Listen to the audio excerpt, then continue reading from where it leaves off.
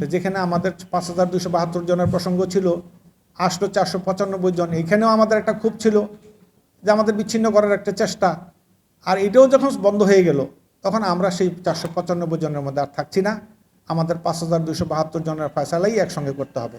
আমরা আগামীকাল থেকে এআই কাজ অথবা গরুর বীজ দেওয়ার কাজটা করব না। ৫,২৭২ জন এআই কর্মী ইউনিয়ন পর্যায়ে কর্মরত। আমাদের ফায়সালা না হওয়া পর্যন্ত, সরকারি কোনো সুবিধা না পাওয়া পর্যন্ত আমরা কাজে যোগদান করব না। ইউনিয়ন পরিষদের অফিসগুলা সরকারি সেবা থেকে বিরত থাকবে। আমাদের আন্দোলন চলবে। ১ জুলাই ২০২৬ রোজ বুধবার থেকে ইউনিয়ন পর্যায়ে গবাদি পশুর জাত উন্নয়ন সংক্রান্ত সরকারি খাতে কৃত্রিম প্রজনন সেবা বন্ধ হতে যাচ্ছে। ১৯৯৭ সাল থেকে ২০২৬ সাল পর্যন্ত আমাদের দেশের গবাদি পশুর ক্রমাগত ধারাবাহিকতা সম্পর্কে আপনারা দেখতে পান, একটি গাভী ২০ থেকে ৩০ লিটার পর্যন্ত দুধ দিচ্ছে। মাংস উৎপাদনের দেশ স্বয়ংসম্পূর্ণ।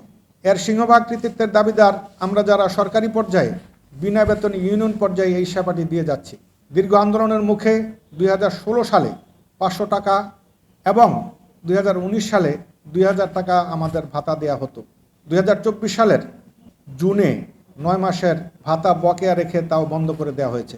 আমরা এইটিরা ৩ থেকে ৩০ বছর যাবৎ বিনা বেতনে প্রাণী সম্পদ অধিদপ্তর তথা দেশের সেবা দিয়ে আসছি। কর্মরত ৫,২৭২ জনের আউটসোর্সিং এই নিয়োগের প্রতিশ্রুতি দিয়ে অতীতের আন্দোলন থামিয়ে দেওয়া হয়। যে কোনো উপায়ে বা পদ্ধতিতে আমাদের একটি মজুরি নির্ধারণ এবং উহা বাস্তবায়নের দৃশ্যমান না হওয়া পর্যন্ত আমরা সরকারি কাজে ফিরে না আসার সিদ্ধান্ত নিয়েছি। গোসম্পদ উন্নয়নের ধারা অব্যাহত রাখার লক্ষ্যে সংশ্লিষ্ট সকল মহল এগিয়ে আসবেন বলে আমরা আশাবাদী।